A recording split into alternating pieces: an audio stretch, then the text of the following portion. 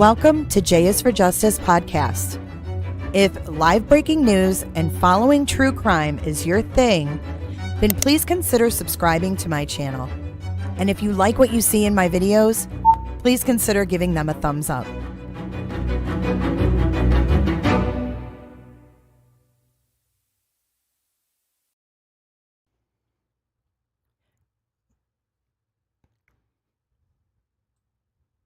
Good morning. Good Wednesday morning. Welcome to J is for Justice and my first ever crime in court update. Today is February 9th of 2022, and we're going to go over some of the latest headlines in the cases that we've been following. And then we are also going to be covering some things that maybe you've never heard of. So to follow up from yesterday in the Crumbly case, it has been postponed until like the 20th or 24th to give the prosecutor or the defense time to review whatever. And if you look over on the left side of your screen, you'll see Doggy Cam with Summer and Bella over there chilling. So let me say hello to chat. We got Datset, Tracy, Maligator on the mod front. Who else we got? Cheryl T. And Tracy S. is our latest and greatest. Roberta. To join the mod squad here. So let's start it off with our mods. Gotta be handy with the steel, if you know what I mean. Earn your keep. Moderators! Mount up.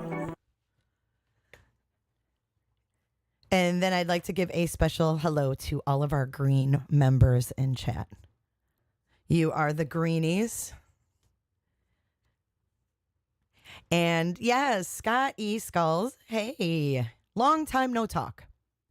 I put that picture up on the screen for you.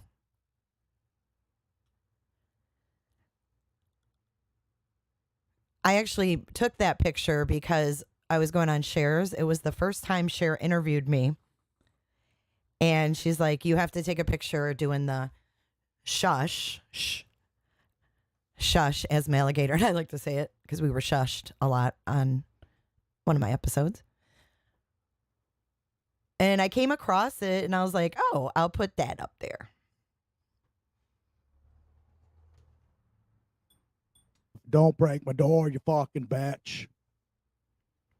Okay, so the first update that we are going to cover today. Let me pull this up for you guys. This has been in the news as of late, but it is an older case, and that is the case of the nasty Drew Peterson. Not to be confused with Scott Peterson now. Okay. What's going on here? Hold on. Drew Peterson is actually in prison for the death of his third wife, Kathleen Savio. That is Drew in these days. Let me see. Let me get my screen corrected here. So Drew wants a new trial. So I guess he thinks that he's like, because he's got the last name Peterson, he can pull the same deal here. So he is in prison right now, though, for the death of his third wife, Kathleen Savio, who was found in her bathtub. She was found in a dry bathtub, no less. He was ultimately convicted and sentenced to I don't know how many years. And then while he was in prison, he decided that it might be a good idea to put a hit out on the prosecutor. So that gave him life. So we have, this is 2009. He must look really scary now. Former Bolingbrook, Illinois Police Sergeant Drew Peterson leaves the Will County Courthouse in Joliet, Illinois, after his arraignment on first-degree murder in the 2004 death of his third wife, Kathleen Savio. On Monday, February 7th, 2022, Peterson's legal team is scheduled to ask a judge to vacate his 2012 conviction of the murder of Savio. Now, I don't know what happened in that hearing hang on. So as Drew Peterson's appeals of his murder conviction repeatedly failed, it seems the former suburban Chicago police sergeant might fade from the news. But a decade after a jury convicted him in the slaying of his third wife, Kathleen Savio, Peterson has given something to the judge, or has been given something from the judge, who sentenced him to 38 years in prison. Another day in court. You have brown spots, Scott? I'll send you the link. Will County Judge Edward Bermilla delayed a hearing Monday until May 18th. So we will revisit this on May 18th. To consider Peterson's hand-printed motion sent from an Indiana prison to vacate his conviction. The judge determined earlier that Peterson had presented an ogist of a constitutional claim. Peterson says his attorney, Joel Brodsky, was ineffective. Now, that's really funny because Joel Brodsky has been the one that has said when Drew Peterson passes away that he knows where Stacy Peterson is, or that Stacy Peterson will be found.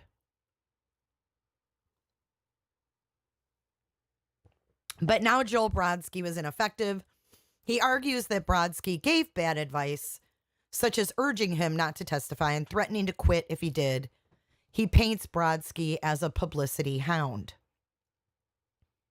He also says Will County State's Attorney James Glasgow was an overzealous and unethical prosecutor who intimidated witnesses. Peterson also blames Hollywood, arguing that a movie starring Rob Lowe portrayed him in an overly negative light, in the eyes of the jury. Finally, Peterson says he was the victim of hearsay evidence that should have never been presented to jurors. Peterson was the first criminal defendant in Illinois history to be tried after Glasgow helped push through a law dubbed Drew's Law. It allowed Savio and Peterson's fourth wife, Stacy, who disappeared in 2007, to speak from their graves via people who testified that both women told them things that implicated Peterson in the killings. Could any of this help Peterson? Much of what Peterson argues has already been shot down by judges and courts. They have dispatched the argument that Brodsky was ineffective, and the Illinois Supreme Court ruled that the use of hearsay testimony by Savio and Peterson, whom Drew is suspected of killing, though he has not been charged in her death, did not violate his constitutional right to confront his accusers. The court found that there was evidence that Peterson killed them to prevent their testimony. Attorneys say that Peterson must have something new to say. Anything he's already raised, he can't raise that post-conviction unless he's found something new or there is something he didn't know or could have known before, said Terry Eckel, a prominent Chicago area defense attorney who's not involved in the case. Legal experts and one former member of Peterson's legal team said the argument that Glasgow intimidated witnesses is new, and if evidence supports it happened, something Glasgow's office denies, it might help the former Bolingbrook police sergeant. But attorney Joe Lopez, who was on the legal team, said Peterson will have to produce evidence. While the U.S. Supreme Court has refused to hear Peterson's appeal once, Phil Turner, a former federal prosecutor who isn't involved with the case, said there is a chance the High Court might want to hear his arguments concerning the prosecutor. That issue has some substance, Turner said. If they frame that right, they might have a shot. When Bermilla agreed to hear more from Peterson, he appointed an attorney and an investigator from the local public defender's office to assist him. The attorney, assistant public defender Jason Strzelecki, told the judge Monday that he needed more time to interview witnesses. He also planned to amend the petition that Peterson filed last year. The judge then set a May 18th hearing where he could decide that there is enough information to go forward. Brodsky and Peterson could be called to testify at an evidentiary hearing, which might be problematic for Peterson. Brodsky would almost certainly be asked if he threatened to quit the case if Peterson testified at trial. Brodsky was careful with his words when he told the Associated Press that he would be forced to explain why he didn't want Peterson to testify. Does Drew really want to do that? He asked. Peterson would also be confronted with his own statement to Bermilla at trial that the decision not to testify was his. Eckel suggested that Peterson, a veteran police officer, would have a tough time selling that argument. He's not a 16-year-old kid, Eckel said, even though he acts like one. He didn't say that, I did. He could also be confronted with his own actions if Brodsky wanted publicity, so it appeared did Peterson. Through all the publicity stunts, beginning with win a date with Drew contest, the two floated. Peterson seemed like a willing and even gleeful participant. Could Peterson walk free soon? Nope. Such appeals are long shots. Besides, Peterson provided no proof in his motion, which he wrote by himself. Even if he's successful, there is this. A few years after Peterson was convicted of murder, he was found guilty of plotting to kill Glasgow. The sentence was 40 years in prison, 2 more than he got for killing his ex-wife, to begin the completion of his current sentence. So, I don't think Drew's going anywhere anytime soon. What do you guys think? Do you guys remember that case?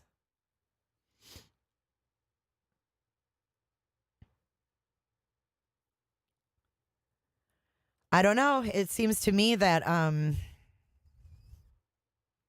if his lawyer knows and he's going to come out and say, well, I don't want Drew to testify because he's guilty, this might just flop right in front of Drew's face. So we will keep our eye on that. That's not until May. And our next update is they are going to be closing the San Quentin prison. I was like, what? I was like, Okay. so I wonder what they're going to do with it when it's closed. But let's read about this a little bit. So San Quentin dates back to 1893 when its first condemned inmate was hung. Its residents over the past 160 years have been stuff out of horror movies and have included some of the vilest murderers in history. Infamous former inmates include serial killers Charles Manson and the Night Stalker, Criss Cross's favorite, Richie Ramirez. Governor Gavin Newsom placed a moratorium on executions in 2019 and is now moving to dismantle San Quentin's death row. So there's 670 condemned inmates that will be moved to the general prison population. One advocate said the victims' families are unhappy with the decision, saying they're moving condemned murderers into facilities that are going to make their lives better and offer them more amenities, the victim's advocate said. And that right there, yikes, Ashley. Creepy. Creep town, dude. That's some scary shiz right there. That's like not even human right there. That mouth. Could you imagine? Could you imagine seeing him in the dark coming at you as the Night Stalker? Oh, hell no. It gives me chills. I got chills. I got chills all down my arms. Crisscross. There she is. There she is. She heard Ramirez mentioned, and she was like, yikes. Ashley, nobody said yikes, he hasn't come home, Ashley. So it says here, it's the place where Richard Night Stalker Ramirez was marched through in shackles after he was convicted of raping, torturing, and murdering at least 13 in an unspeakable reign of terror that paralyzed South California with fear. Those who've toured the building have described it as eerily quiet at times, so much that it appeared devoid of prisoners, despite cells being filled with convicts who've committed unspeakable crimes. Crazy. The LA Times described the granite unit as straight out of 1930, the year it was built. The cavern is filled with sound, metal echoing off stone, the drone of large air circulation systems, and random shouts drifting down from above. So anyways, this kind of goes into the Scott Peterson update because the governor is moving 670 inmates, including Scott Peterson, They were moved into the general prison population. However, Scott Peterson's not there. So I don't know why they said that. Scott Peterson is now in the county jail. But there's another photo of Richie Ramirez. I've never seen that one before. His eyes are so crazy. So death row has recorded countless natural deaths, drug overdoses, fatal prison riots, and suicides. Ramirez, who once said he bided time behind bars watching televised sportscasts of female athletes, died of natural causes in 2013 while awaiting execution. He was 53. In his final interview, Ramirez spoke of his admiration for Ted Levine's performance as a psychopathic murderer who kidnaps and skins women in the 1991 thriller Silence of the Lambs. Ramirez was moved to death row after being convicted in 89 of 13 murders he committed in 84 and 85. 2 years, the dude killed 13 women. He was also convicted of rape, sodomy, oral copulation, burglary, and attempted murder. And there is San Quentin. Let's take a look at these photos.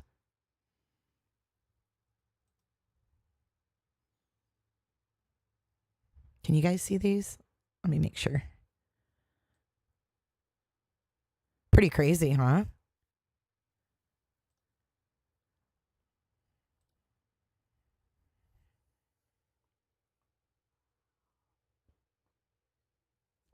So they're shutting it down and repurposing the ward into a positive, healing environment.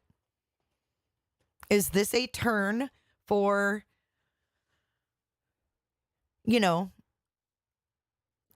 changes in our prison systems? When have you ever heard of a warden talking about making a prison environment a positive, healing environment? Maybe because it's California. I don't know. I've never heard of such. Here is the governor.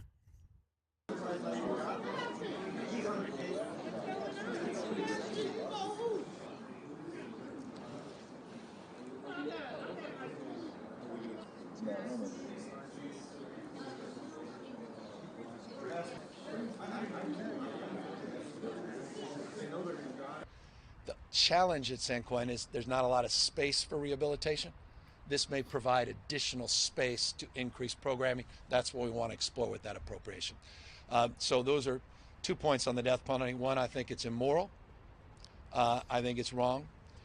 We did a moratorium, but the voters, the state of California, have advanced a principle of requiring that population to do work that they haven't been able to do the current facility, and that's why we're reimagining the future. And so we're in the process now of pushing that population out of the row, the physical death row, and moving a number of people safely and very thoughtfully, there's a judicious process here, into general population appropriately so that they can conduct work. Dad said, go find your husband's kitty. Meow, meow. She'll find him. Cats always come back. Ask Crisscross. She helped me find mine. Yeah, so that's the latest on the San Quentin situation. So on top of that, we're going to go right into Scott Peterson. You guys all know I am a huge follower of the Scott Peterson case.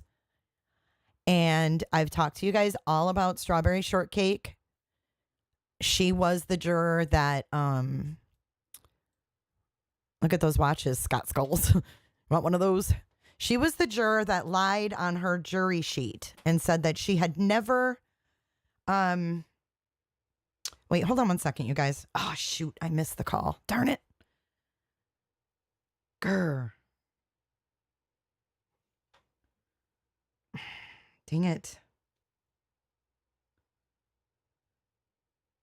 Hang on a second.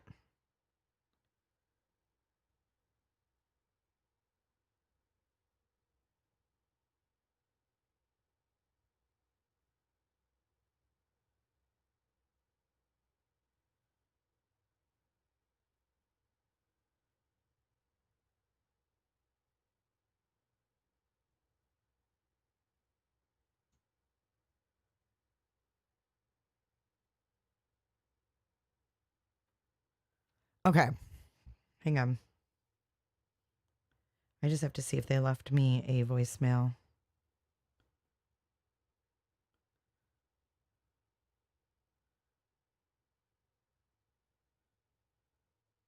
Okay. Sorry about that, guys. But Strawberry Shortcake lied on her jury sheet and said that she never was involved in any kind of a court case that involved domestic or anything like that. Whatever the question was, she said no, but she had filed a restraining order against her ex, the father of her child.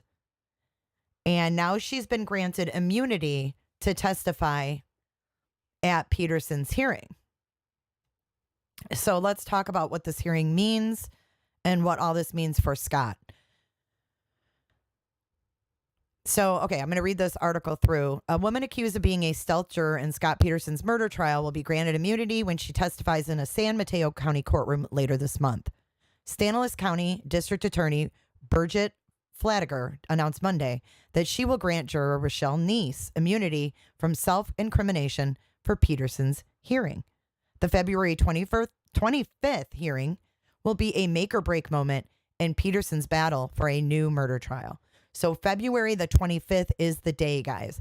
This is when we need to be taking notes and writing down our dates. So I'm going to do that right now. I'm going to get my whiteboard. Hold on.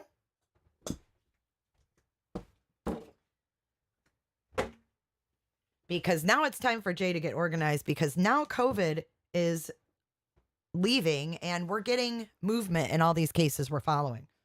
So we're going to put Scott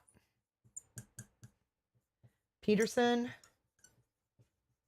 and this is February 25th. I just need to get a time. Although I don't think that we can stream it, I can listen to it and then report back. So Drew Peterson was May.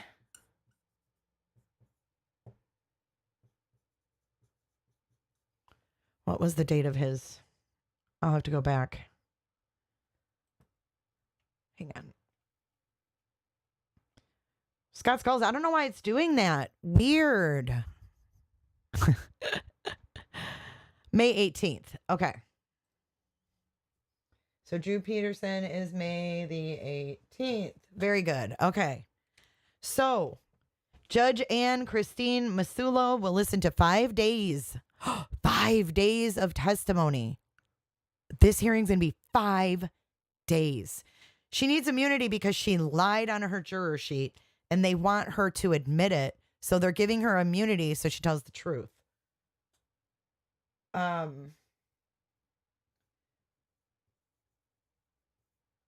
So I have to set aside 5 days at the end of this month because I'm really, really into this case. I followed it when it happened, and I'm damn sure going to follow it now. So 5 days at the end of the month. And so Peterson claims he did not receive a fair trial. Neese was one of 12 jurors that convicted him. So according to attorney Pat Harris, Neese lied during jury selection because she wanted to ensure Peterson was sentenced to death. And she did celebrate his death sentence. So they just basically say, if she had been honest, she would have never made it on the jury. She was pregnant and she had a domestic violence incident. But then she claims she had never been a victim of a crime. So they say this is a wake-up call for all jurors out there. You need to answer questions honestly and completely. The hearing is solely focused on Neese's role as a juror. The judge will not take into consideration whether she believes Peterson murdered his wife. So this just really is all about Strawberry Shortcake. And that's why they want her to tell the truth. So this Rochelle Neese also co-authored a book titled We the Jury with other jurors after the trial was over. She also wrote dozens of prison letters to Peterson while he was an inmate. The book and letters will be presented as evidence for the hearing. In one prison letter, Neese wrote to Peterson, "Your beautiful wife washed ashore, and you robbed her and your beautiful son of a life with each other. and the rest of the family who loved and cared about them so much? What pushed you so far to the limit where you felt you needed to kill someone? Mark Garagos was the lead defense attorney for Peterson's murder trial, and juror number 5, Justin Falconer, are also slated to testify at the hearing. So that should be interesting, to say the least. And from there, we are going to fast forward to a story that you probably didn't hear about, but nonetheless, very sad and very strange. And this is a woman that fell to her death from a drawbridge here in Florida. Horrible. Let's take a look at this video.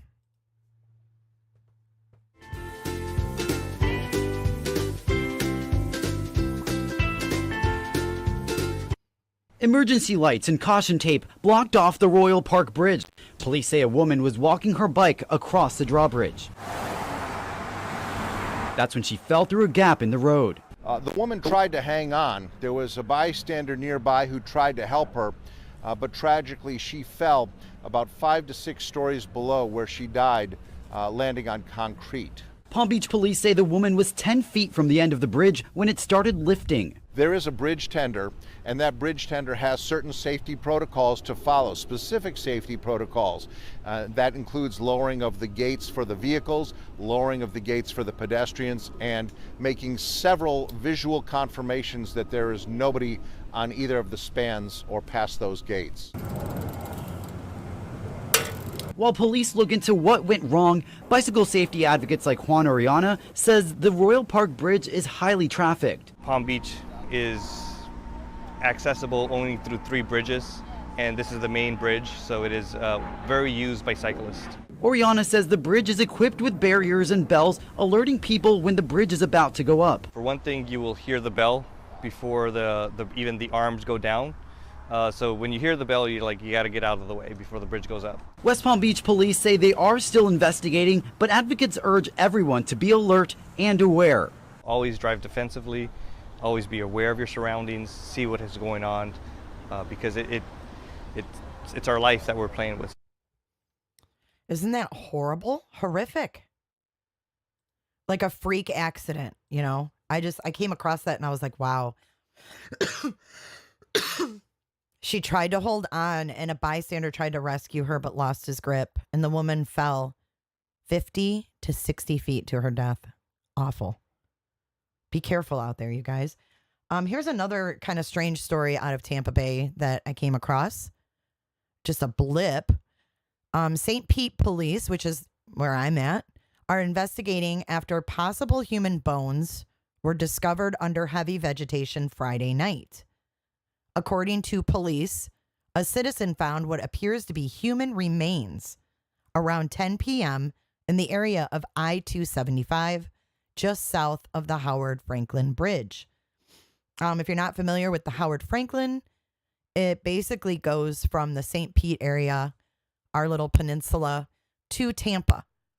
So Maligator, that's the bridge that I drove you over to get back to go to and from the Tampa airport. So the bones were discovered under heavy vegetation and have been collected from the scene. And then it says police are investigating and hope to identify the unknown person. And that's all there is.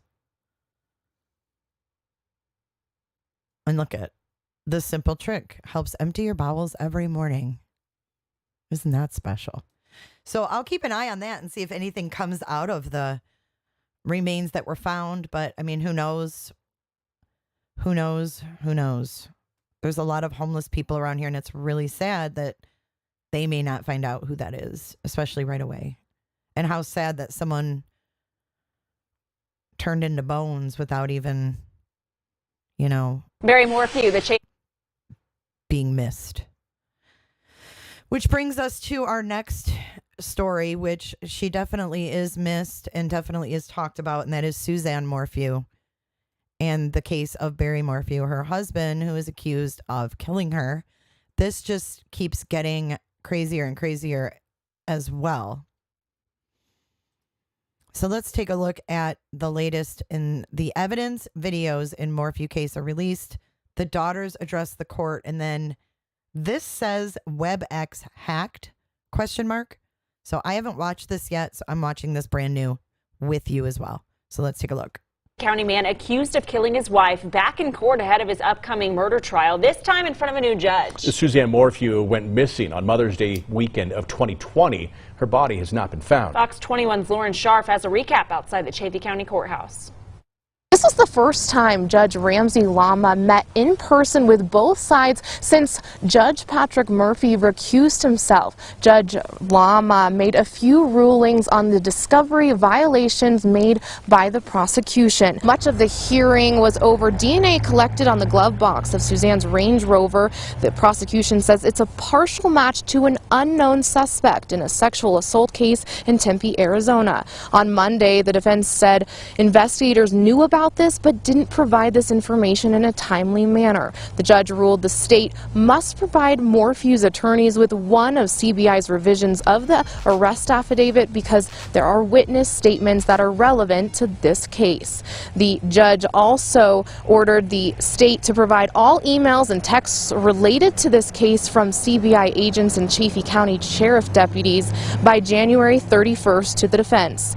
Morphew has maintained his innocence and is currently out on a $500,000 bond. This hearing will continue Tuesday at 8 a.m. As of right now, we are not allowed to live tweet due to someone hacking the WebEx and broadcasting it live on YouTube. Still to be decided whether this will be tried in another jurisdiction as well as the length of the scheduled May trial. Reporting in Chaffee County, Lauren Scharf for Fox 21 News.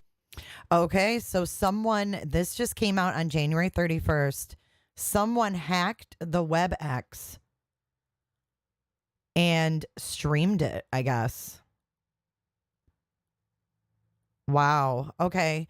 So the other thing that I think is so odd about this case are the fingerprints or the DNA match on her glove box.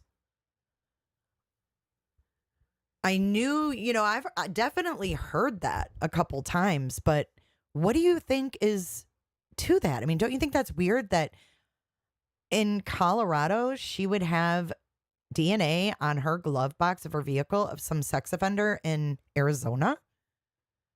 Where did that come from?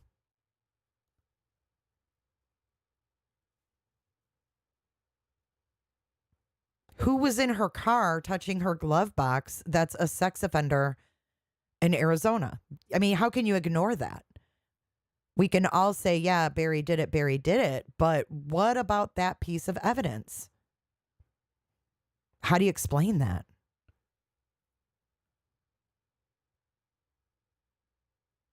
Right, but don't you think that investigators would have tried to rule that out to explain it? I don't know. Sounds to me like that's going to be something that his attorneys are definitely going to focus on. But they know who that person is, which is interesting because they said a partial match, whatever that means. How do you have a partial match to a sex offender?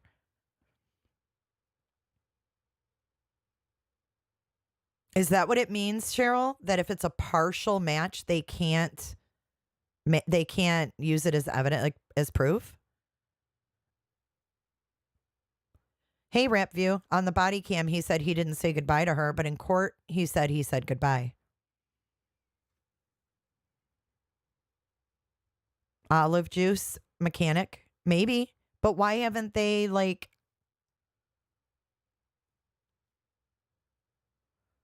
said who he is? Could be Frankie, could be half a fingerprint.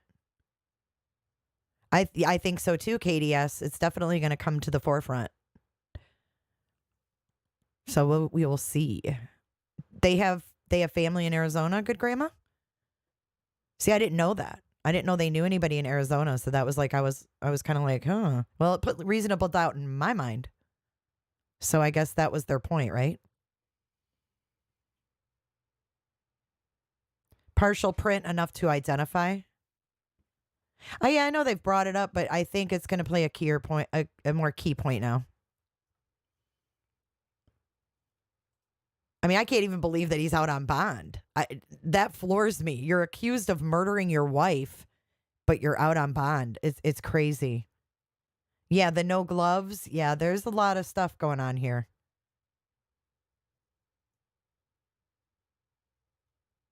Is it a used car? See, I don't know. I don't know anything about the car. I just saw that blurb about the DNA, and that's all I've heard.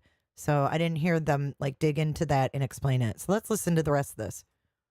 The daughters of Suzanne Morphew speaking in court. She's the Chaffee County woman who is missing and investigators believe was killed. Her husband, Barry Morphew, is out on bond awaiting the murder trial in connection to her disappearance. Fox 21's Lauren Scharf was inside the courtroom during Morphew's hearing today and has a recap. The oldest daughter made a tearful statement to the judge, this marking the first time we're hearing from any of the Morphew daughters since Suzanne went missing Mother's Day weekend of 2020. Mallory Morphew said, quote, "It has been a hard and confusing time. We are a family and we need each other. It would be a blessing for us to be a family and be together in the town over." Here you can see Barry Morphew and his daughters walking into court on Tuesday. Mallory also said it would be really such a blessing for our dad to be able to be with us because of our work schedule and driving over the pass in the winter. The judge granted the bond modification so that Morphew could visit his daughters in Gunnison during the day, but he must remain living in Chaffee County. Morphew cried and said thank you. Also in court, Martin Ritter, the neighbor who initially alerted deputies to Suzanne going missing, testified that he and his wife are afraid of Morphew. They also requested a protection order and have had to put a security system in their house since he's been out of jail and living nearby. We also heard for the first time from the defense that there was an unknown male's DNA on a step in the Morphew house and next to a bed. The judge also ruled the 11th Judicial District Attorney's Office did violate the court's pretrial publicity order when DA Linda Stanley made multiple comments about this case on YouTube, a podcast, and to the media. However, there... Ooh, so see, she said this is the first time that the defense brought up the DNA. And any sanctions made. Morphew's defense doesn't want the trial to be held here, while the prosecution believes it should be held in Chaffee County, where the alleged crime was committed. The judge plans to make that ruling next week. Reporting in Chaffee County, Lauren Scharf for Fox 21 News. Right now, first on Fox 21 tonight, for the first time, we are seeing colored photos of evidence. Okay, before we take a look at the photos,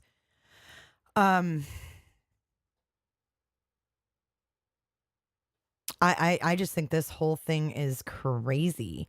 Who needed the protection order? I think it was because of the girl that was, whatever that girl's name was, Shashanda. I don't know. Maybe someone in chat caught that whole thing.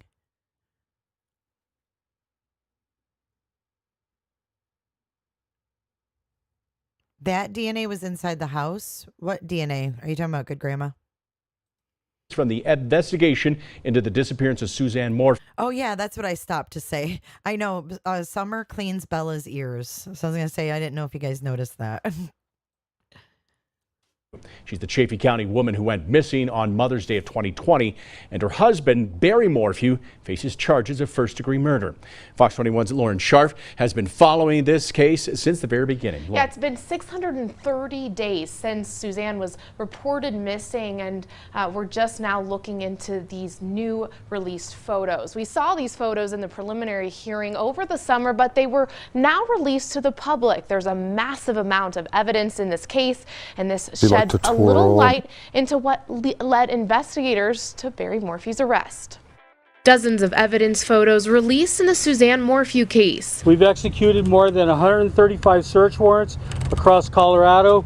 We've interviewed more than 400 individuals in multiple states. This is the last known photo of Suzanne, dated May 9th, 2020. She's sunbathing at their home in Maysville. Text messages between Suzanne and a friend reveal.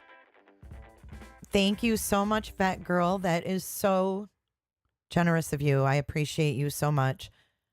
Hey, Gonzo, my stomping grounds, he says. Yeah, so how's it going, Gonzo? Someone just said in chat when we started talking about this case that, will they ever find that poor woman's body? I would love to hear your take on this DNA because this is kind of the first that I'm hearing of it. I'm trying to catch up on the Morphew thing because I've been focused on Summers for so long and the laundry. So I don't know, maybe Gonzo, if you have like a few minutes, we can set something up in the near future. If you can get a signal and get off your crazy train of search and rescue. But always a pleasure to have you pop into chat as well. But yeah, these text messages, it's really sad. She's talking to a friend. She's trying to stay positive. So she says here, could use some extra prayer today. It's been rough here. How are your spirits? Oh, here's Gonzo. It's going. I've been on the ground since the beginning. I'm always here. I didn't know if you were popping around. I know, Gonzo, you helped the man who was searching for his son. Is it Daniel Robinson? Pardon me. I'm sorry if I got the last name wrong. I thought it was Robinson, though. I saw you popped over there, and then you pop up here, and then you are back on the Morphew thing for sure. It's got to be tough. It's got to be tough. You definitely have to have an attitude like Gonzo has to, I think, be involved so deeply on the scenes in these cases, just seeing, being in the same place where, someone's body might have been left is hard on your psyche, So you have to have the attitude that he has and have those outlets like he does. He's very active, and I know you guys have seen his videos and stuff. So I think Gonzo is a great asset to our community and a good example. Because we all kind of stray off, in these crazy cases, and he manages to keep everything on the positive. I bet. He said it's heavy energy in Salida, but staying diligent, working it. Well, we appreciate all of your hard work.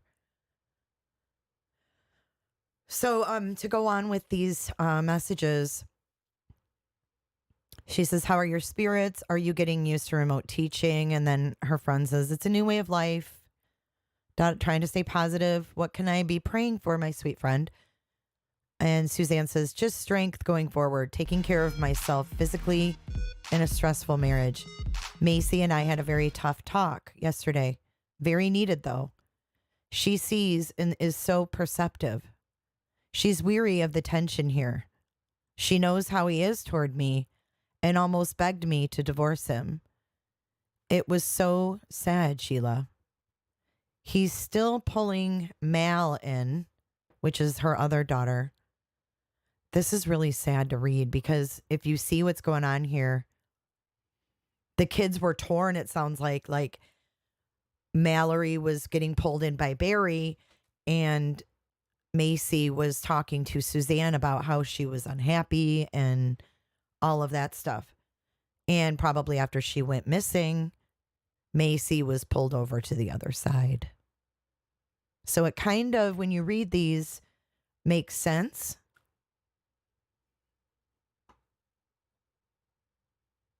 As to why the girls are backing their dad.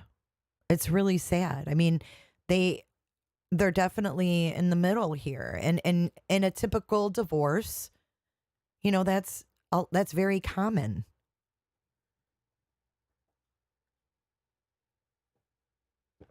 But when Suzanne went missing and Macy maybe was more leaning towards, I've seen my dad treat my mom a certain way. If she's only got her dad and her sister, what's she going to do? She's a kid.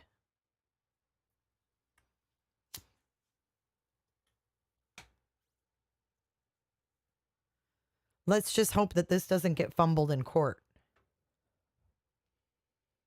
Because it's really sad. I mean, now you really can't sit here and say, you know, the girls disgust me. You can't judge those girls. You shouldn't judge those girls.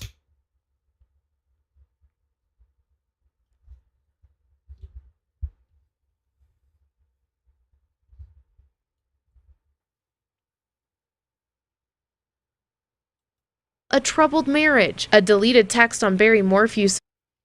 And this is her other text. I'm done. I could care less what you're up to and have been for years. We just need to figure this out. And I think she says, and end it civilly or something like that.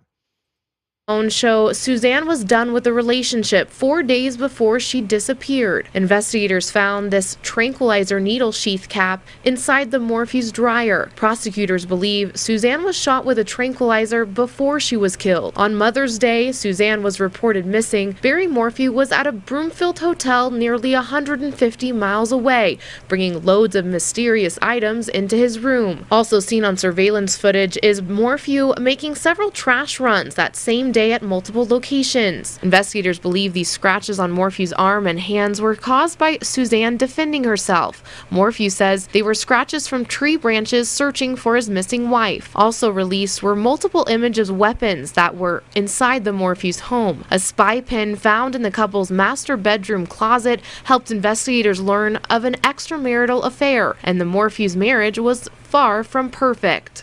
You can see more photos of evidence and data collected from Morphew's truck and cell phone on our website right now, fox21news.com. We are still waiting for the body cam video as well as audio from interviews to be released that were shown in the courtroom as well. Morphew will see the judge again on Tuesday, where we will. So he was in court yesterday as well. And Gonzo, thank you for sticking around and throwing that in chat. I'm going to read his chat. He says, yes, indeed, I've met Mallory, and she's carrying the weight of the world. This DA, Stanley, really goofed a lot of things up. The prosecution is up against the world. It's going to hurt.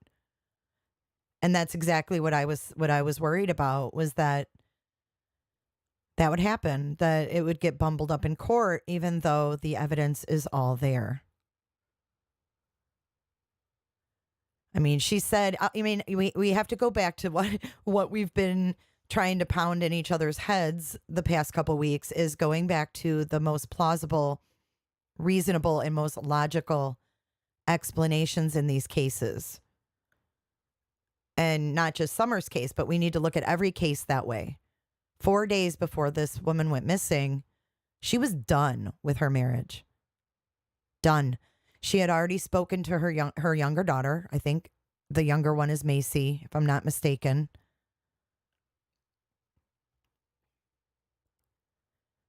And Macy expressed, and they may bark because there's someone walking by with their dog. So hold on. What is it? What is it? Hold on, guys.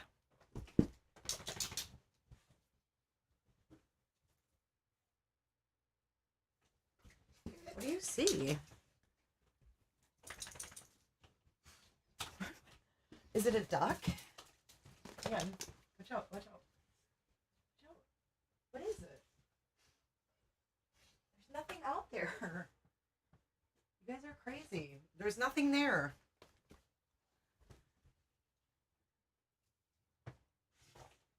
There's nothing there. They are so weird.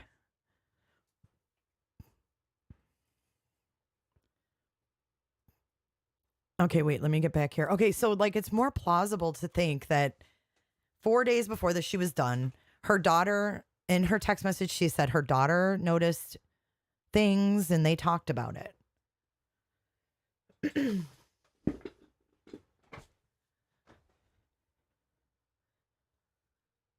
Barry had a lot to lose if she divorced him, so that's motive. Do you think it's all money motivated?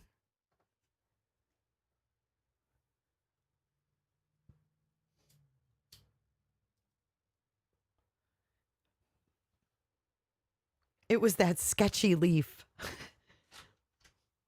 And it would have been mine if it hadn't been for those meddling kids. Well, we have a pond and there's like random ducks lately that have just been like landing in the middle of the street and just standing there. I think they like taunting all of the animals in the neighborhood. So, yeah, I think it might have been a random duck. What is it? Because if it was another dog, they bark. They would they wouldn't just sit there like that. Yeah, I think most of the time this is about money. They don't want to give up half.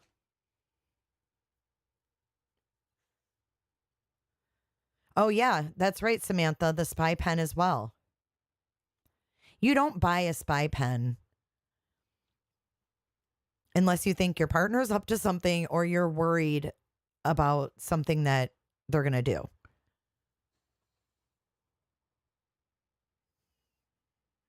It's very sad. So moving forward,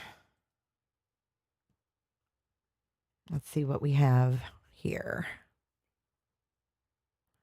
This is that's from the first. So they did move.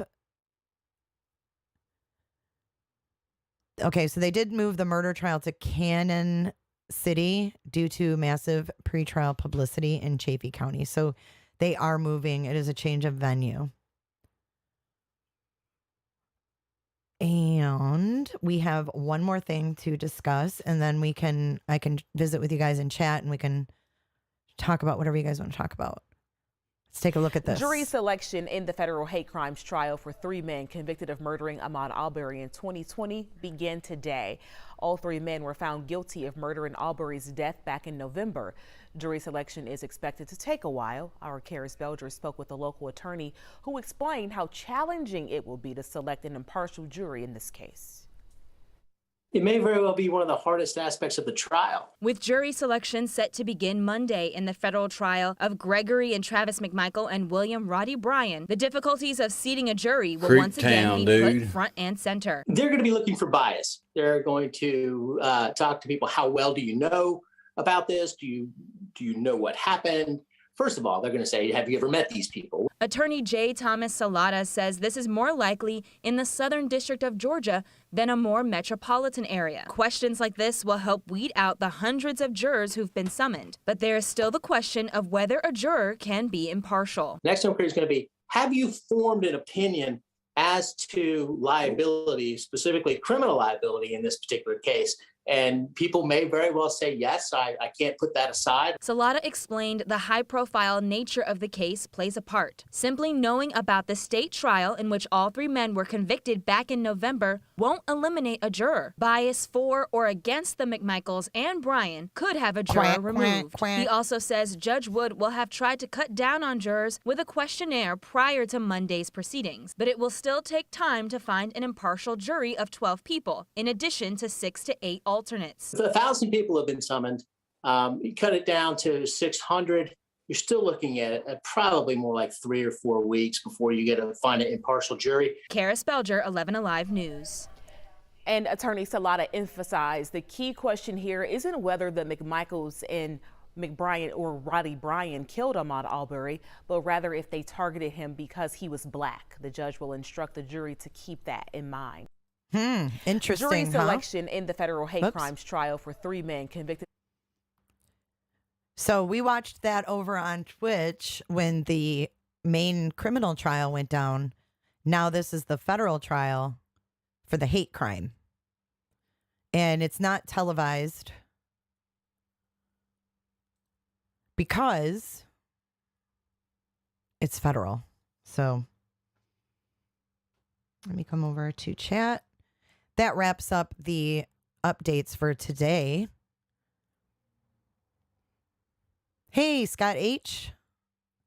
Hey, Rose. Tiffany Cher. I hope you had a good birthday yesterday. Did you happen to catch Cher sing you happy birthday?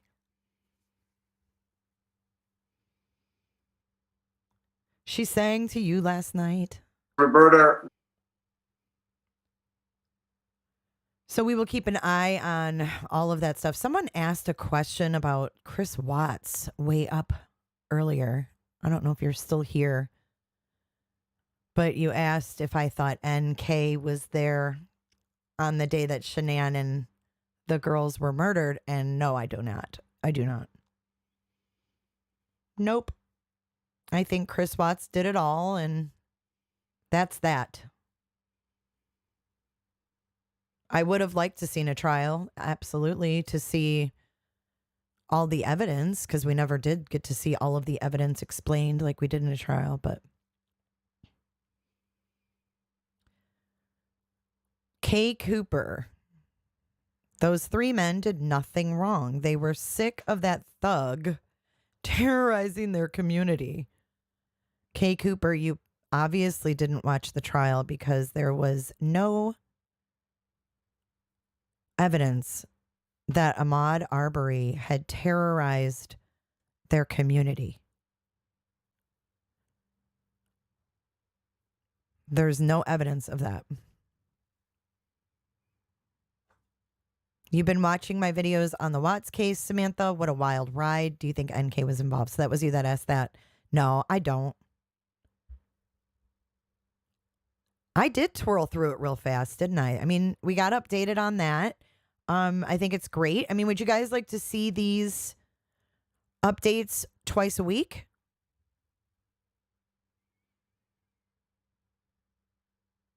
Would you guys like to? Oh, you know what? I'm going to put a poll in chat. I don't have my computer and I can't. Oh, wait, I can do it right here. Let me put a poll in chat. Let's see what you guys think. Because it's much easier to get you on a poll than to have to look at all of the comments. So here's the first question for you.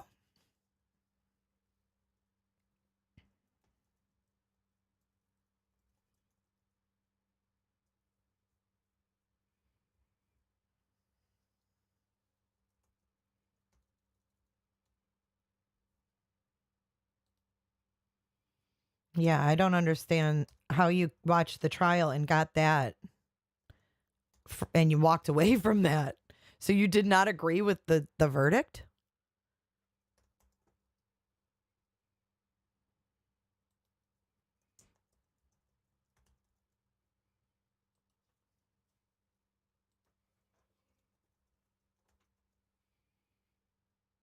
Okay, here's your first poll.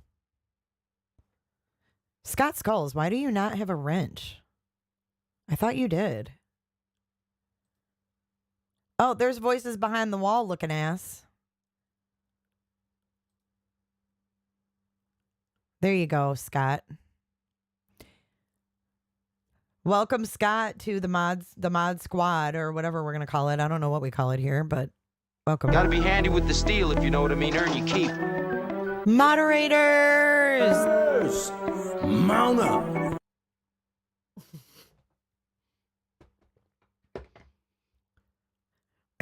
Voices behind the wall looking ass. Prairie Boy 77 looking ass.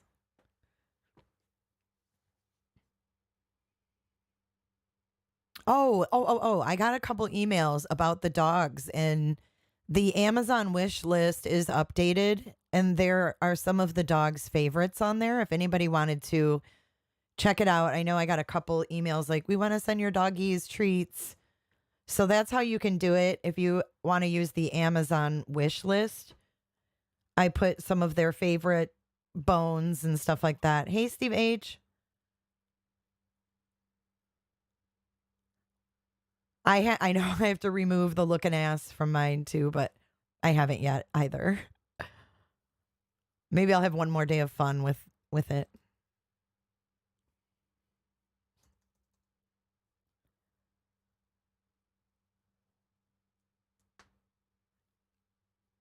Podcast Daddy Charcoal looking ass was him last night. No, and no offense is taken. I mean, you're certainly welcome to have your opinions. I'm puzzled by you walking away from that trial and watching those videos and seeing those men leave Ahmaud Arbery laying in the middle of the road, bleeding out, and not even trying to render aid. You don't shoot to kill if you're shooting in self-defense. That shouldn't be your goal, to shoot to kill. Oh, it's a weeks long looking ass name looking ass. All right, well then I need some poetic justice. How do we know that every time we listen to that we're not being like hypnotized? We're being programmed with every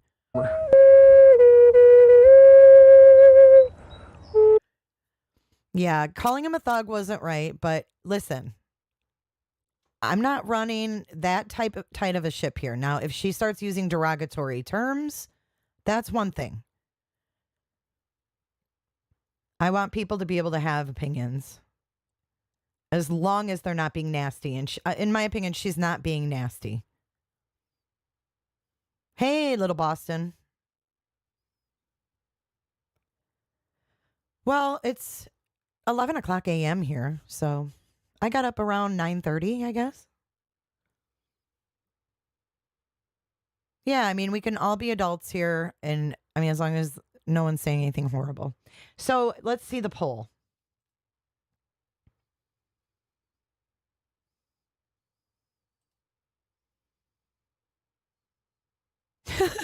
Cher says, oh, it's hypnotizing. Every time I hear it, I want to bust out my river dance looking ass. Thug is not racist. Okay, we are not going to be that sensitive here. But he wasn't coming at them. He was running down the road and they were pulling up next to him. They were mad that he wouldn't stop and talk to them. No one has the right to shoot you because you won't talk to them. So I hope that one day you're not jogging, K. Cooper, and someone freaking does that to you. Runs or drives their big old truck with two rednecks in it alongside you and demands you stop to talk to them or else. That's just messed up. But anyways, on to the next thing here.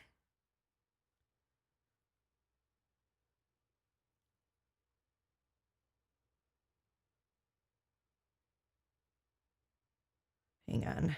I just got a text. Hang on a second.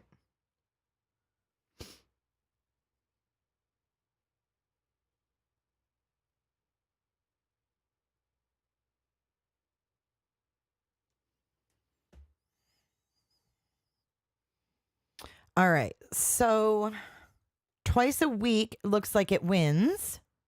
And I think that that's fair.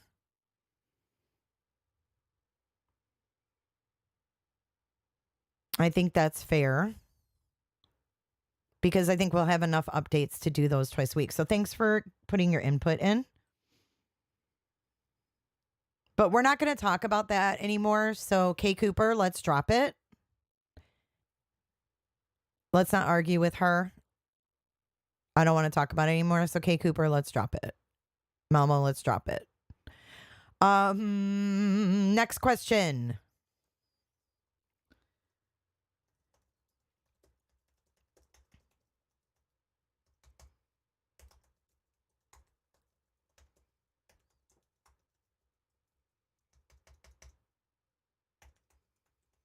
Okay, here's your next question. Hello, Northern Light looking ass. Would you like to see a panel discussion about the Watts case where we have, other people on panel to discuss the various aspects of the case?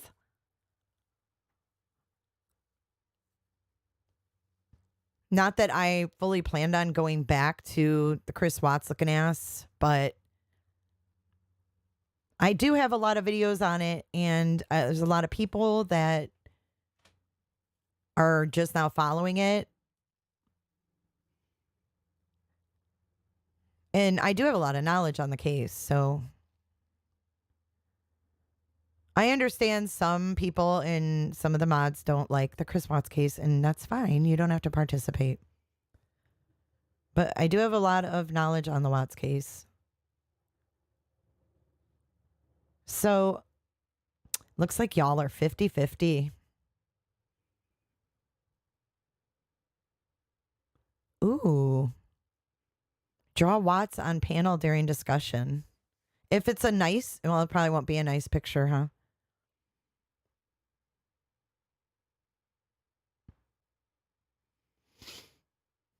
Yeah, I mean, I like answering questions. I don't really want to like get on a panel and debate if NK was there or not. Maybe not a panel discussion then. Maybe like a Q&A. You guys could ask me my thoughts on it.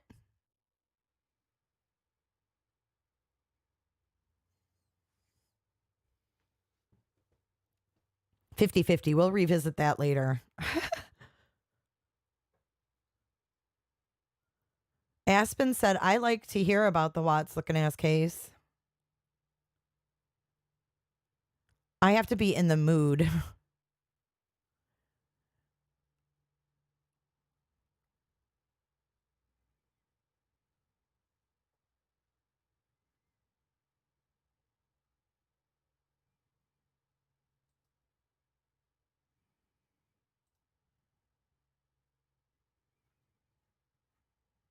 Hey, rolling with the Stones.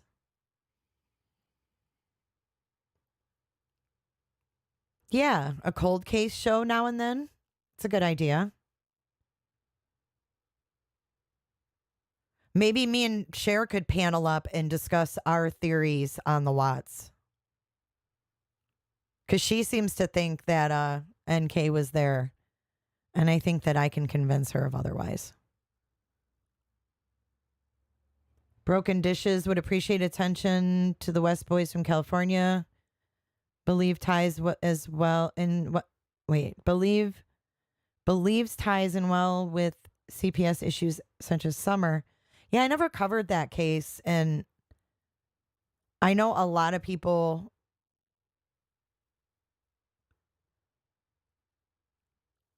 Covered that on YouTube, and I'm not going to pick it up now. I'd rather focus on a missing case that, no one has heard of.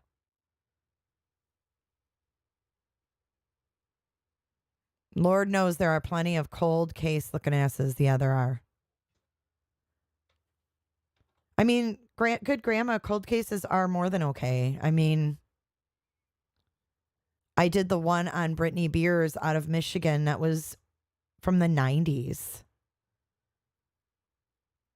Yeah, I like going back to those cold cases because a lot of those, you've seen them be, solved by podcasts bringing them up from the past. There is a new team. Sorry, my TV is kind of blurry. There is a new team on the Jonbenet case. Oh, wow. We planted flowers on the side of the house. Cher, what is your profile picture? Oh, that's not Cher. True crime loving. Okay, oh my God. I saw Voices Behind the Wall looking at it, and I saw my name underneath it, and I thought Cher typed that. I'm like, what did she change her pic to? I'm like, who is that? Yeah, the missing that don't get coverage. Oh, there is another video I wanted to show you guys. Crap. Yes, I forgot about this. Hang on.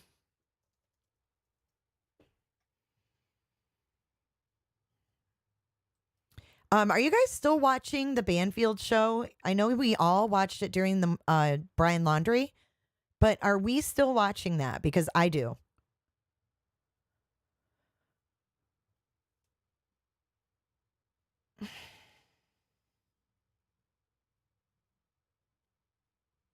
And I think you guys should too, because News Nation has really turned to following a lot of missing cases now.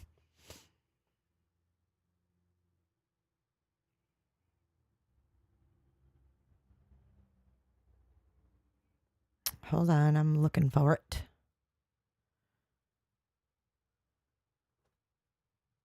Oh, and if you guys missed it last night, Scott E. Skull's channel, he drew Bertolino last night. Thank you so much. Who's Brandon Lawson, Nayfolk? I'm not familiar with that.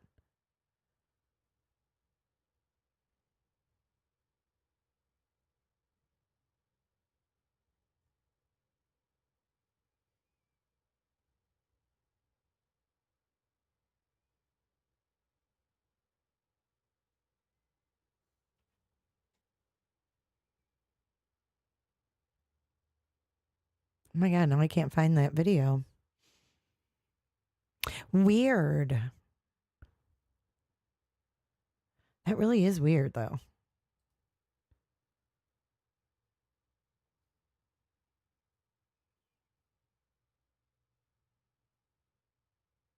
Hang on, I'm looking through my YouTube history now. Oh, here it is.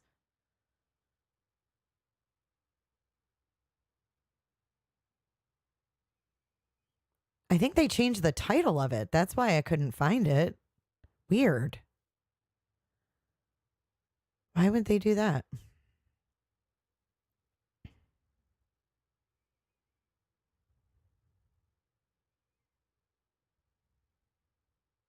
That's really weird. Okay, let me click on it. Make sure it's the same video because the title is completely different than it was last night. The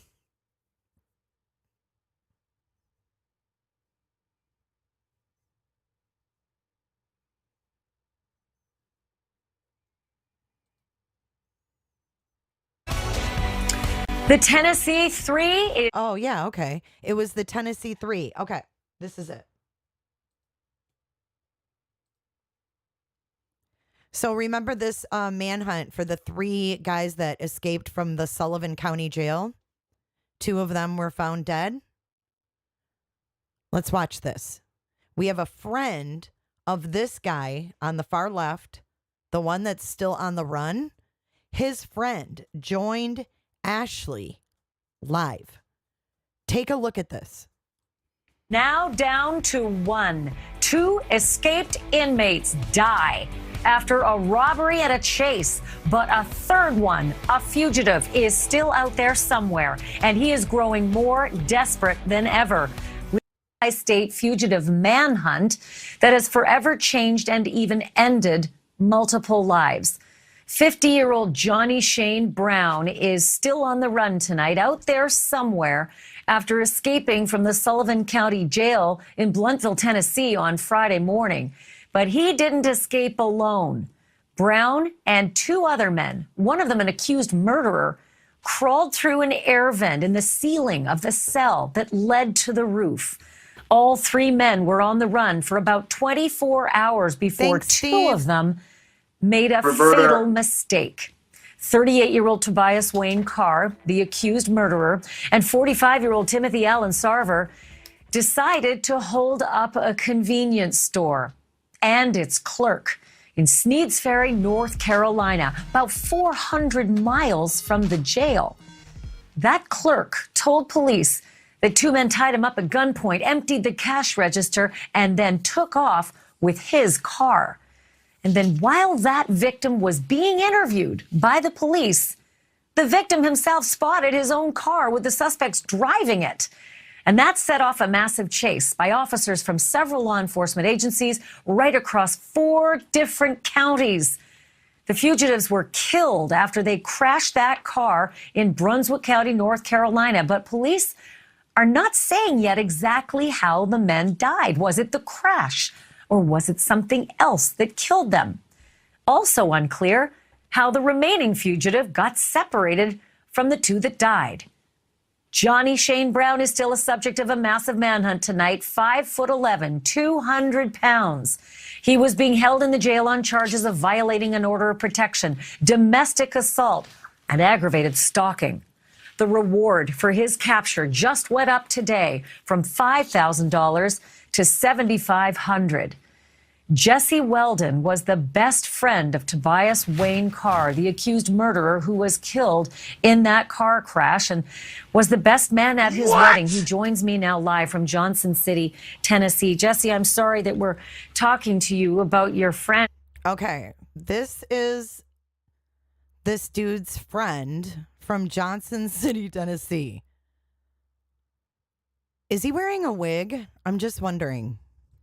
Under these circumstances, but did you know anything about this? Did he ever mention anything while he was being held in the jail that he was planning something like this? Anything like this?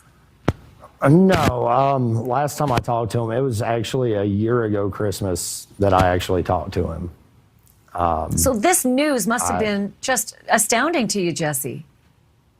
Yeah, I mean, the stories I've heard about. Oh, Vet Girl. I think that Streamlabs like reposted from when I did the Grady Judd thing. I noticed that popped up. That was so weird how that happened, but I did go back and look at them. Because like Streamlabs has a thing where you can replay Super Chats, and I think it did it on its own. Because look, I can hit the button, and it looks like you did it again. So I think it did that on its own. So no worries. I don't think you were double charged or anything like that. I think Streamlabs just did that. Yeah, this dude's got a full head of hair, or he's wearing a wig. Full jail. I'm not surprised anybody would want to escape. I'm very sad about the way everything ended. But I could hardly blame anybody for wanting to get out of there. So let me ask you about the reason that he was in there. I mean, he was the most dangerous of the three escaped fugitives. He was wanted for the murder of his wife. That's what he was going to be tried for once he left that jail. And presumably, who knows how the trial would go, whether he was going to go to prison. But what were the circumstances of that crime? Well, I mean, I wouldn't call Toby the most dangerous of the three. Maybe through sheer desperation of the situation once they escaped. But Toby was a really good person in a toxic relationship. And when you're in those relationships, like you generally either leave or snap. And my friend snapped. So when you say snapped, I mean, look, if we were having this conversation and your friend were still awaiting trial, I know you would not be able to say what really happened to his Rob Thomas looking ass. If she was stabbed and left for dead, did he kill her? Because now he can't be convicted of it. I mean, I'm sure that's what happened. Ashley, nobody said yikes, he hasn't come I don't home, think he Ashley. ever lied about it. The reasons why he did it was never put out. But I've talked to Toby many times over the years about our various relationships, and I've told Toby many times that he should leave her in light of certain events.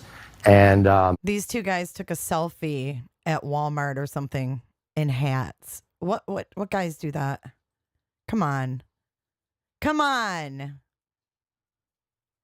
Come on. And I've told Toby many times that he should leave her in light of certain events. And when you're married with somebody and have kids, a lot of times you hold on to hope that things will get better, and sometimes they don't. Did he ever say, I mean, you're the best man at his wedding, you're his best friend. Did he ever confide in you, saying that he was going to end it and do something to her? No. Last time I talked to him, basically what he said to me was that everything he ever suspected was true. And so much worse that he was embarrassed to even talk about it, and he was trying to work through it. And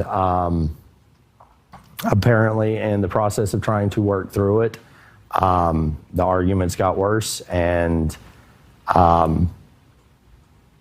like I said, my friend snapped. And he stabbed his wife to death. Oh, right. So that's the story of your friend. Do you know anything about his fellow fugitive that he broke out of the prison with, Johnny Shane Brown? Do you know, did you ever hear about him? Do you know if they were friends in the jail? I'm sure once he was in jail, he had to make friends with plenty of people that he may not otherwise have been friends with.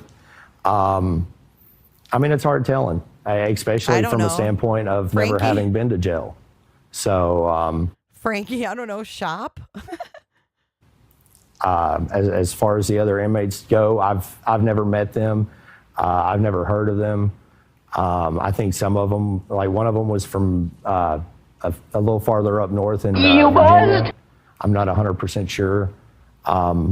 But I do know that they were all three maximum security prisoners and probably should have been watched a little closer. I mean, yeah, like they were able to get through a vent in the ceiling of their cells, which is a bit shocking. The third guy, Timothy Allen Sarver, also died in that crash. But before that, he and your friend Tobias, do you call him Toby or Tobias? I always called him Toby. He went by Toby. Yeah. Matter of fact, he spelled it with 2 B's, and I told him that's not Toby, that's Tobby. So we joked about that with him quite a bit. What? And well, one could say that for you too, Just CE. Before that, they had held up a clerk, a convenience store clerk, at gunpoint, robbed the convenience store and stolen the clerk's car. Does that sound like your friend? That doesn't sound like my friend. I'm sure, being on the run, I'm sure he probably felt he had to do some things that he never would have thought about otherwise. I definitely don't condone anything that he has done since November 11th, 2019. But I do understand a lot of why, and I understand it. It's tragic. He leaves behind a daughter who now, with a dead mother and a dead father, is orphan. It's just a very sad story. Jesse Weldon, thank you. Yep. I'm sorry for your loss, and I thank you for shedding some light on what's happening in this, developing story. Thank you for that. And I want to dig a little deeper right now into this entire series of events. I am lucky enough to have 3 people who know more about this story than just about anyone. They know everything about prisons and fugitive manhunts. Eric Jensen is a former inmate at the prison known as Dannemora. A famous prison break there ended up as an award-winning Showtime TV series. And Eric... Okay, so she gets the most interesting interviews, does she not?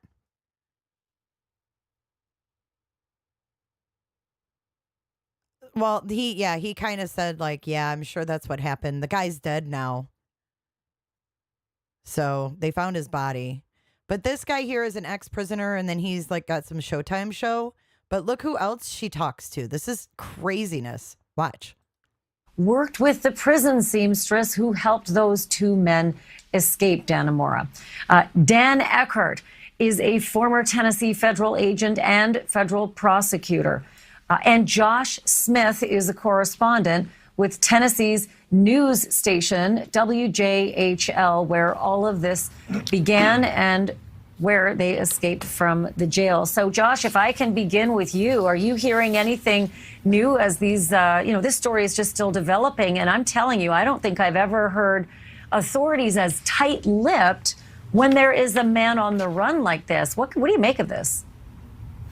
Well, they have been, Ashley, quite tight-lipped from the start. However, we did hear tonight, within the past few moments, I've been able to be in contact with a spokesperson for the Sullivan County Sheriff's Office. Sullivan County in Northeast Tennessee, this is the county where they escaped from. And tonight, the Sheriff's Office is confirming to us that, in fact, their investigation into the escape is ongoing, that they are continuing tonight to look for that third escapee, Johnny Brown, who is still unaccounted for this evening. And within the past few moments, the Sheriff's Office is telling me now they do believe it is possible that he is in North Carolina. That's the first time we've heard any sort of reference to where he might be, and the promise from them tonight, as there is a reward, as the U.S. Marshals are searching, and as the TBI and North Carolina State Police are searching, that they'll keep us posted as to any more information about where he might be tonight, Ashley. And what about the people in the surrounding community, Josh? Are they saying anything like keep your doors locked, keep your windows locked, and do not answer the door to strangers? I mean, there's a guy. Isn't that the same question we were asking during the laundry case? If this dude's on the run and you don't know where he's at, why aren't you notifying the public? Out there who's running for his life now and is going to become more and more desperate. We're 3 days in. Well, tonight, no alerts like that from our local authorities. And that alert did go out on Friday. So timeline on this is such that an affidavit from the court indicates that this escape probably happened on Thursday in the evening. In fact, court records filed by a detective, we were able to get that affidavit, indicates this happened. They were able to escape from the Sullivan County Justice Center through the roof of the building, we should say, on Thursday, February 3rd. It was the following morning, mid-morning, that an alert went out from the sheriff's office to the community that there had been an escape. The schools in the area alerted parents that schools were on heightened security, and there were 2 alerts that were sent out from the schools. And as far as we know, that's the last alert from the authorities that, in fact, people in that nearby community needed to be on heightened security.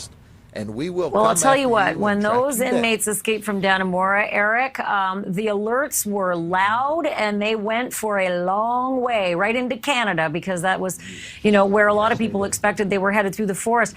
The big question I have, Eric, and from the inside, maybe you have the insight, especially having worked with Joyce, the one who, helped the inmates escape from the tailor shop. Do they think about this all the time? Or is the planning meticulous, or is it sort of impulsive and sloppy? Well, of course. I think everybody thinks about it, no matter how much time they have. It's just the fact that you're enclosed and you can't leave when you want to. So, yeah, of course, everybody wants to get out.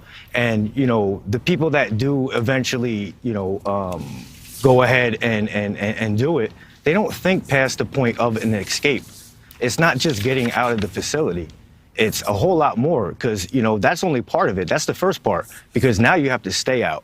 That's the major part. Otherwise, you're going to go back. And I believe that, these guys, they escaped, they got out, and they're desperate now. They're robbing convenience stores. They're doubling back around from a place they just robbed, tied up a gentleman inside of his place of work, and they're doubling back around when the cops are right there. And I mean, I don't know what's going through their minds, but they're definitely panicking. And I do know from what you said that one of the men was convicted, being held on charges of murder. He was indicted on it. But I think this guy that's still out there right now, his charges of aggravated stalking are a little bit more dangerous to me, because that's more predatory. Yeah, I think he was stalking his ex. Well, that's stalking. That's like you're searching for people. So he's out right now. And I think mainly, they need to focus and they need to let the communities know where they think he is at.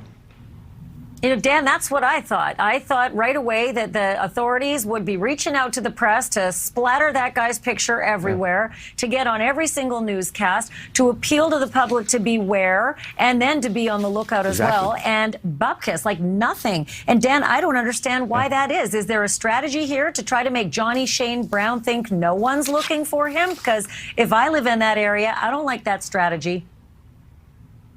Oh.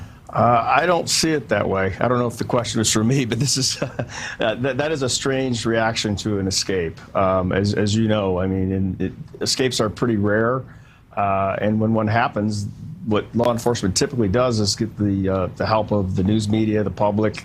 We have social media now. I mean, there's all sorts of measures in order to track people. So it is an unusual scenario, and I'm not exactly sure why the authorities aren't asking for more cooperation from the media. I was just completely flummoxed by it, Dan. I have to be honest with you. I've covered a lot of manhunts, and it's kind of boilerplate. You just reach out your tentacles to as many platforms as will broadcast your message to say, your days are running short and your hours are coming close. Just one more question on that vein, Dan, and that is, why do you think they split up? Why were these two the ones who robbed the store together and this other guy is nowhere to be seen? Is there something in the strategy when groups of inmates bust out together? Well, I think it goes in line with what the other gentleman said. I don't know that they really thought this through that well. It's more or less a crime of opportunity. In some circumstances, probably this one is a good example. I mean, they may have planned it up to a certain point, and then they're out in the community. They don't have any money. They don't have transportation. And so in their minds, it may have been a better, I guess, strategy to split up. Maybe there was a safe harbor that one could go to, the others two weren't welcome at. I'm not exactly sure, but there's not one way to escape and evade law enforcement in the community. Yeah, Eric, do you have any wisdom on that? I mean, certainly you're sort of closest to all those three players in the Dannemora escape. Did they think this through? Were they like, once we're out, it's every man for himself, and yet that didn't happen? They stayed together? Well, what I was thinking about earlier, it's the fact that, they all did this together, and then now there's two of them holding up a convenience store, and this other guy, Johnny Brown, he's nowhere around or with them. So something obviously did have to happen. Did they split when they broke out of the prison? Did they split afterwards? Was he like, yo, I'm not doing something like that. I'm not going to go rob a store. It's just going to draw more attention. And he took off there. I don't know. The only person that really knows is him. But I do think that, the camaraderie that one has to have with somebody in order to escape and not tell anybody and trust them, because, they could give you up and say, hey, this guy's planning to escape and maybe get some lighter sentence or whatever privileges. I think that, something did have to happen, because otherwise he would have stuck with his brothers in arms, the ones that he knows don't want to go back to prison. That's well, if they catch him alive, he's and I do stress if they catch him alive, because so far the odds are not with him on this group. He's certainly facing a lot more time. And then just real quickly, Josh, I got about 10 seconds left. How's this community around you processing all of this? Well, tonight, this update that we did just get this evening from the Sullivan County Sheriff's Office indicating they're actively looking, must make them feel good. Also, some indication from the jail tonight that they are working to try to deal with security issues. A spokesperson for the Sheriff's Office saying they have tried to target how those three got out, and that tonight they tell us those some corrections have been made to that jail facility. They're focused now just on finding Johnny Shane Brown, who I should admit and make sure that it's very clear to you, he is from Northeast Tennessee, not far from where the jail is. So there is no doubt in his home community tonight, heightened alert for somebody that's got some ties to this area. Unlike the other two, one did, the other one had some connections to Virginia nearby. Well, that's interesting, too, because a lot of times that's where the surveillance goes, right, to where your support network might be. So, Josh Smith, thank you for that update. Eric Jensen and Dan Eckhart, thank you as well for your wisdom on this. Much appreciated. Thank you, Ashley. It's a pleasure. Thank you. Two other inmates got out of their cells today, too. Only these two were marched cuffed right into a courtroom. She's talking about the Crumblies now. Ashley, nobody said yikes, he hasn't come home, Ashley. Aw, my dog's moving late, just like Nora. Now you miss Nora.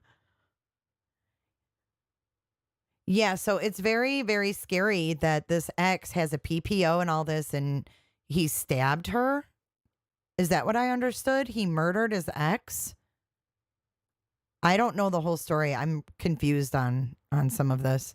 But nonetheless, I thought all three of them were dead now, but now that I listen to this again, I'm getting that the third guy is still on the run.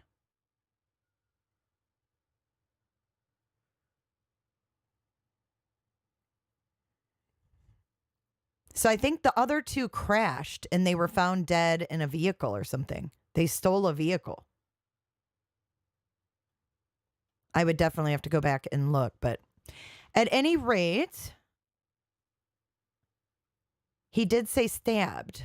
Let me see if I can find something else on that. Just to get the whole story so we don't walk away from here confused.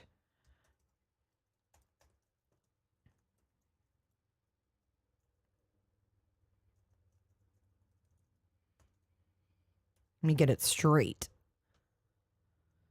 I don't know if that was him at the campsite. Let me see the latest here. 1 day ago, 2 inmates are dead. No, it looks like that one guy. It just says 2 of the 3. Okay, so this is one of the first articles here. Let me share my screen.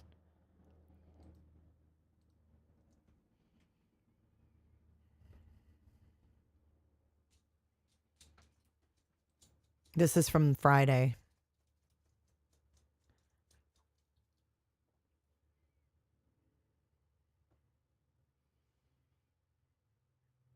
Tabby. This is Tabby. He is being held on charges of second-degree murder. Nice. Vandalism and tampering with evidence. Johnny Brown was being held on failure to appear, harassment, domestic assault in violation of a protection order.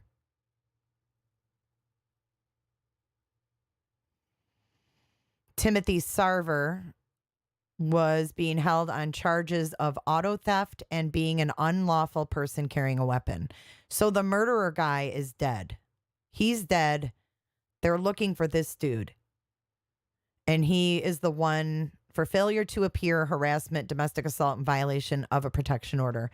So more than likely, he's going to go start looking for whoever the hell he was stalking. Because obviously he can't help himself. That's why he is or was where he was, right? So the one, yeah, Toby is the stabber because he's being charged with second-degree murder. Gross. Just gross. Hopefully they find this scumbag soon before he hurts whoever the hell this person is that he was harassing and stalking and assaulting.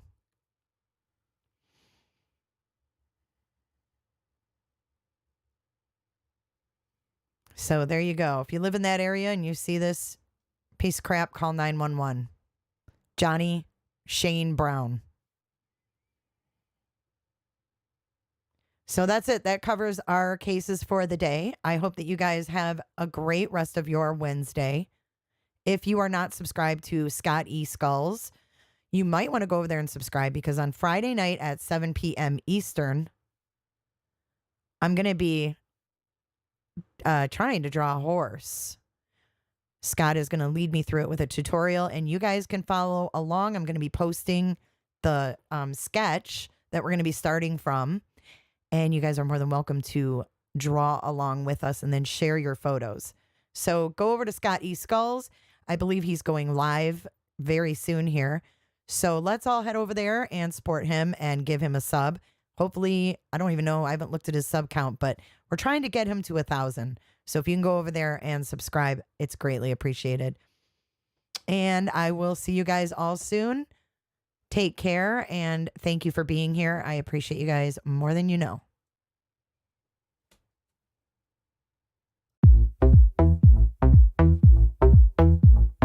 I don't give a damn.